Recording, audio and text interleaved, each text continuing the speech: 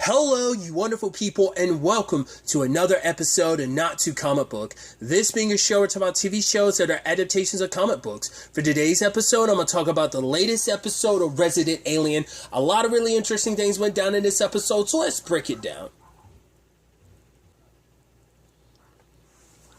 I love how we have that situation with Harry, the real Harry Vanderspiel, and Sam. So they were mixed up in something. And the moment Sam's like, right, we need evidence to blah, blah, blah, blah, blah, blah, like take care of this stuff.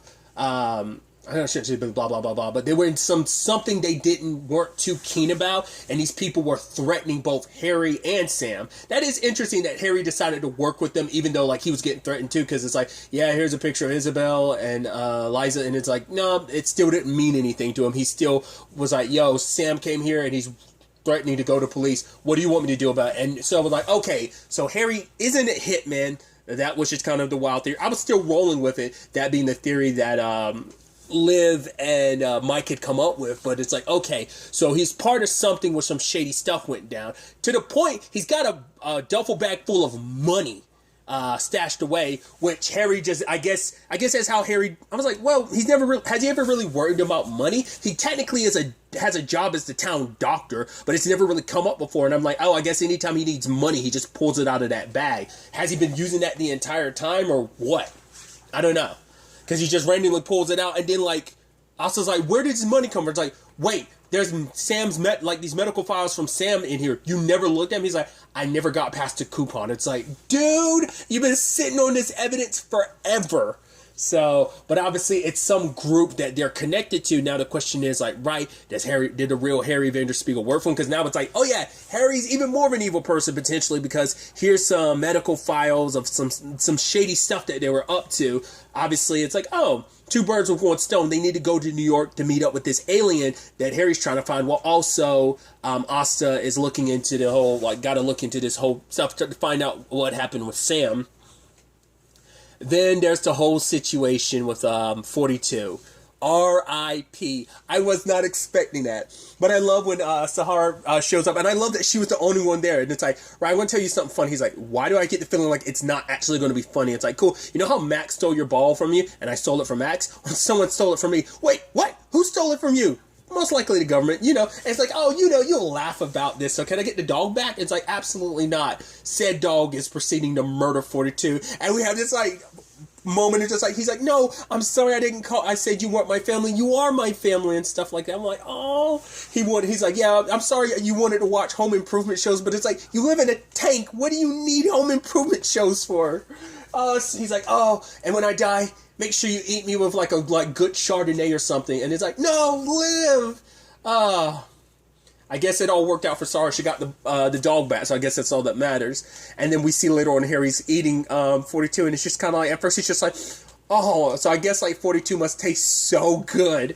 But just like, oh, that's so morbid. Which I think is so jacked up. This is the second time like he's played, like Nathan Fillion's played a role similarly, where it's like a smaller role that ends up kind of like the example I made before was like Santa Clarita Diet, like how things played out for Gary, how he was just like a talking head. He was kind of that voice of reason, and just like where Gary's story ended up, he just wanted to die. So similar thing in this regard. I mean, granted, the dog like killed him, which is like heartbreaking. I was like, oh, like tell me he's not actually dead. It's like, no, he is dead. It's like, no, you were the closest thing I actually did have to family, because he was like, no, we're distant cousins. It doesn't count. It's like, no, cousins are family. It's like, poor 42.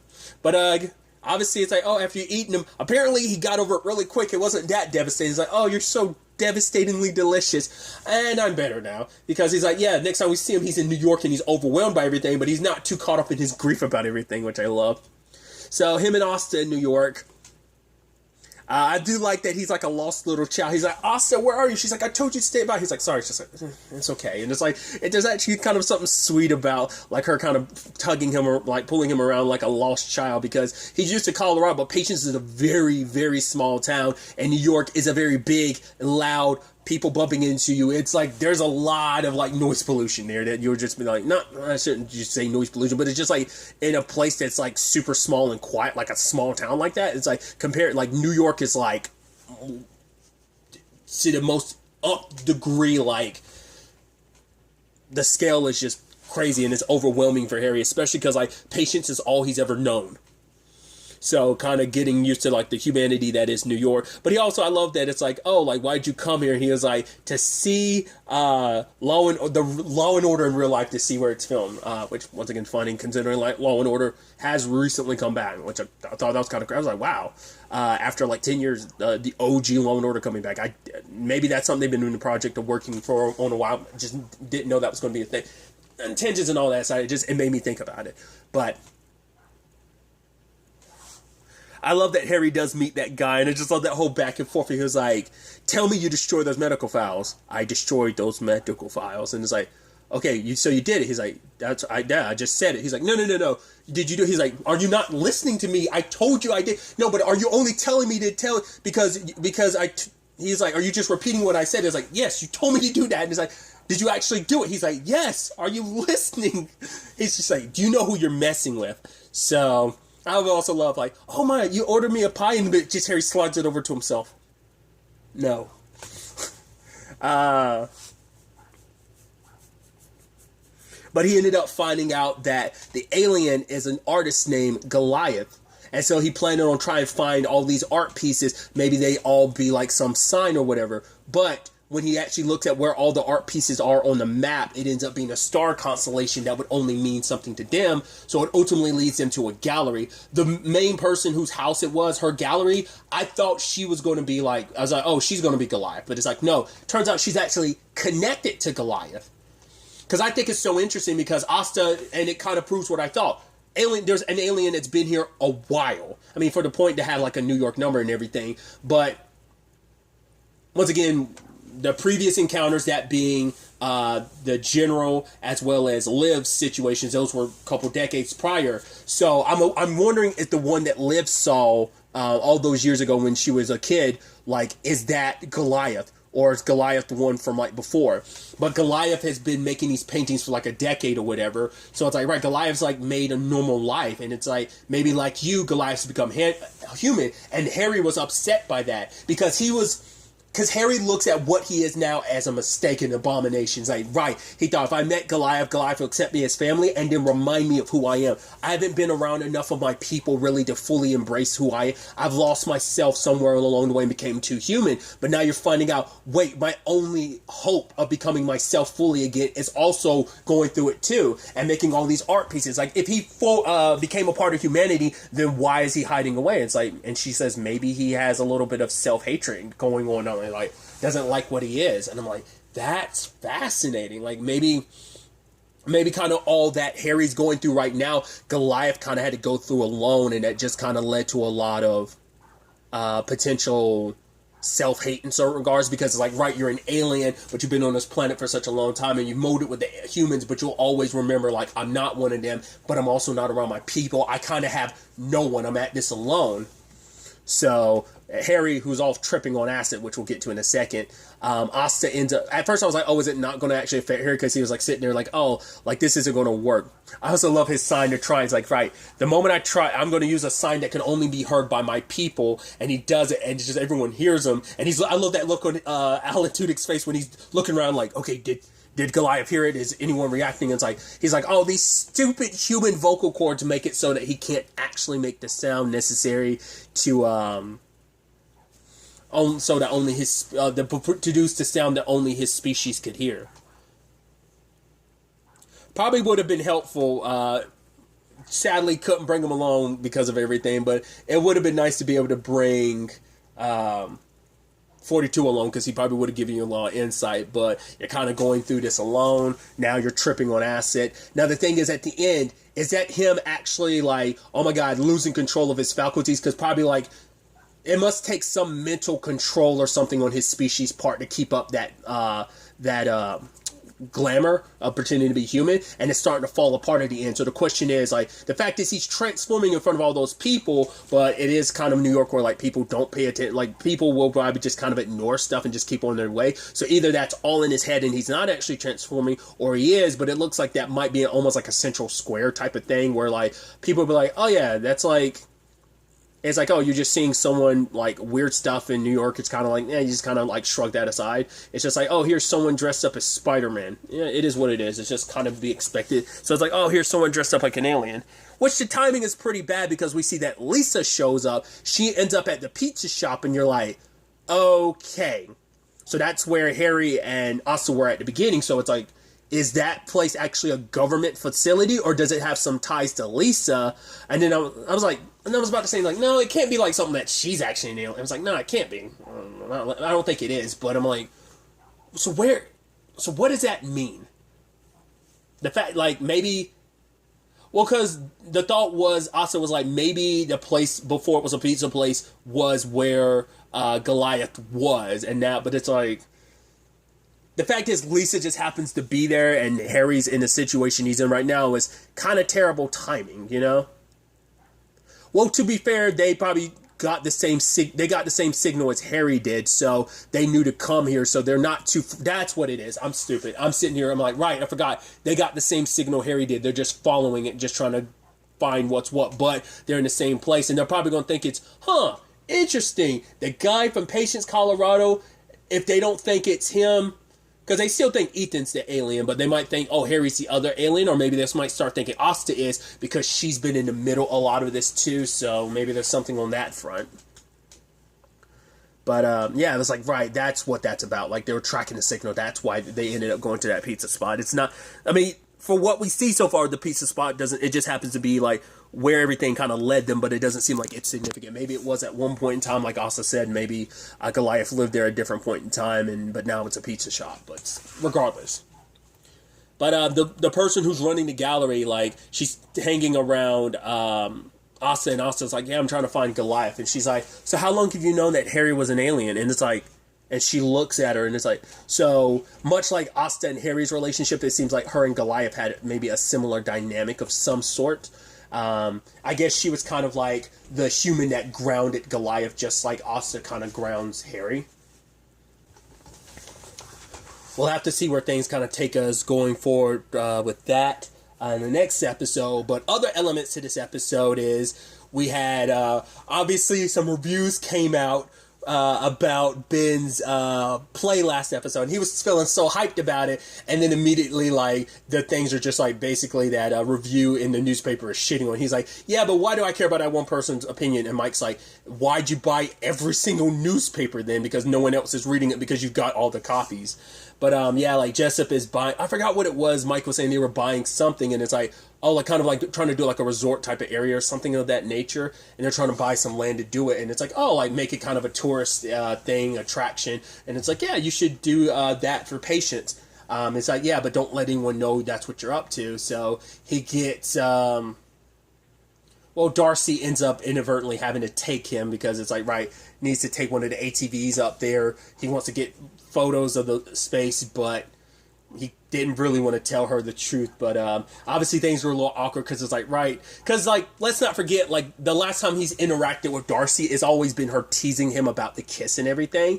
But it was a really nice, like, moment that I'm kind of opening up where Ben actually kind of talks about the fact is, it's like, right, so he doesn't feel like he can do a lot around Kate, and Kate's like, oh, the way she talks about it is like, yeah, that sex stuff. He's like, yeah, that's not true, and she's like, no, it is, and it lives inside me forever, like all the handcuffs and ice dildos. But it's like, yeah, because that spiced up their life and stuff like that, but I think that's just kind of overshadowed a lot of underlining issues they've never really dealt with. And he's like, right, I can't, he's like, wait, she's like, you don't even fart, like, how can you're married, like, if you can't fart around your wife, who can you fart around?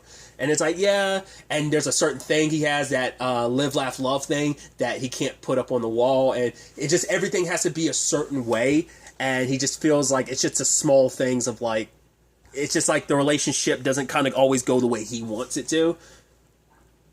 The reason why he doesn't put the live, laugh, love thing up is because he knows Kate would dislike it, so, which is actually kind of sad. And when it's all said and done, like, knowing kind of like, oh, because, like, Darcy was like, the reason why she poked fun of him, stuff like that, because she thinks it is funny, and she just enjoys teasing him, but also she thought, like, oh, you guys are fine, but knowing, like, oh, wow, you guys actually have some underlining issues, like, I didn't know. She's like, actually, me kissing you was actually pretty jacked up of me. So, They go back to his house, and I love that she's like, oh, don't, oh, he's like, I got like half a beer. She's like, oh, there's some weed I hid in your closet years ago. It's like, my closet, that's Max's room now. Wait, there's been weed in my son's room for years? It's like, oh, yeah, I hope so. It's like, wow.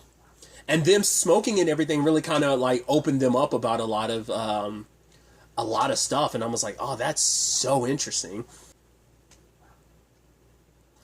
He's kind of calling himself a mess, and she's kind of calling herself a mess, which she was like, no, you're not a mess, because for her, it's a situation of she hasn't left home in like 20 years. Like, she's always stayed here and stuff, and it's just kind of like, right, I haven't got my stuff together. But he's like, no, you're not like a disaster or anything, because he was like, right, when those kidnappers like bust into the, I was outside, and I was waiting for Mike to show up. All I did was think to myself, what would Darcy do? And I did. So he's like, you aren't a disaster. You saved my family's life. And even she's like, wow, what kind of surprise. Like, I think it made her feel a little bit better, because she's been dealing with everything from her parents to all of that. Just like a lot of, and it's been a part of Darcy's story, like, because once again, like the fun personality, the jokes and everything, it's her overcompensating, because there's a lot of like self-esteem issues that she kind of has, that like her life was one thing, and then it all came crashing down, and it's just, I think she still needs to figure herself out.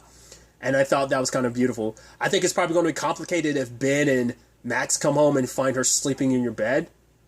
That's going to be interesting, but we'll see whether if they end up coming back home before. If they do, that might turn into something, but it might be okay, because it's like, right, she's sleeping in Max's room. It's not like she's naked, so, but I thought that was kind of a nice moment.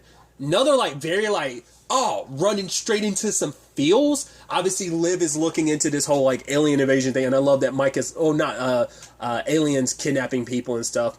And I love that Mike was like, don't, and she's like, you, and he's like, stop. F, and she's like, don't you dare. She's like, oh, he's like, damn it, deputy, what did I tell you? He's like, now I am someone who's all about the supernatural. He's like, except for mermaids. Like, how dare they get up there sitting on rocks at like, oh, they're too good, that like you have to come to them. He's like, also like smelling like fish or whatever, and Liv's like, okay.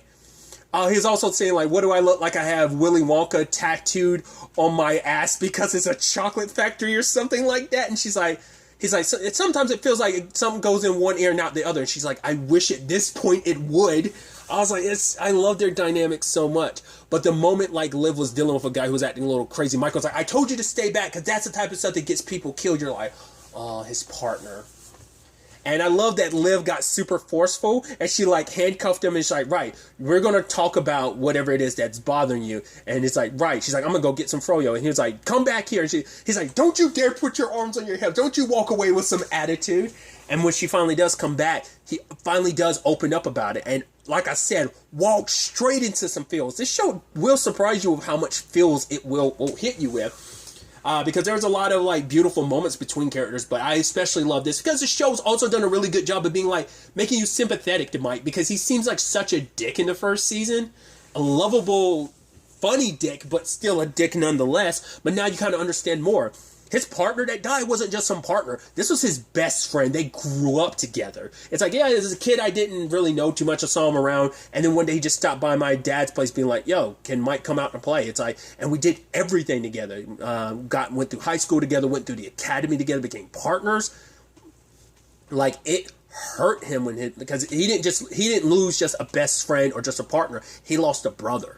And I thought, it's like, right, the person I could laugh with until I cried, or cry until I laugh. I was like, that was like beautiful, I mean, we all want that type of person. I think we can only consider ourselves very lucky to have people in our lives like that, And I to lose them like that, because it's like, yeah, just wait, just the next thing you know, they're gone. And especially for Mike, he blames himself. It's like, I'm the one that told him to go up those stairs. His death is on me, And it was that beautiful moment, him just being like, if something ever happened to you, deputy, I don't. And she's like, what, you'll kill me? He's like, yes, I will murder your corpse. And it's this beautiful thing. But she's like, right, I won't let anything happen. Nothing's going to happen to me, and I won't let nothing happen to you. I was like, oh my God. And just them holding, I'm like, this is some beautiful stuff right here, dude. I love it. I was like, that's so heartwarming and so beautiful.